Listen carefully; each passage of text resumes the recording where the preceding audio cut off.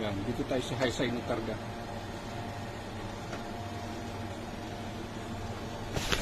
Kahit nakahiga lang ito, liquid na siya. Basta puno pa. Okay, stop mo na sa 200. Yan na. Nag-accelerate na. Umalo na sa 15, 16.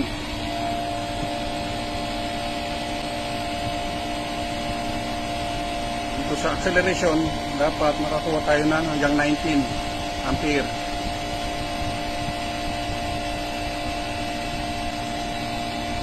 Sabihin, kulang pa yung ating karga.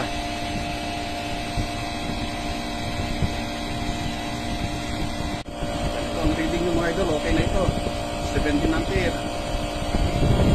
Accelerate siya, yan, 130. O yung pag-click yan, accelerate, bawal na yan.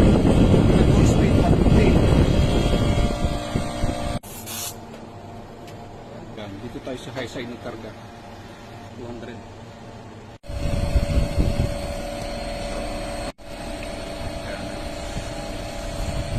Ito may high side tayo ha.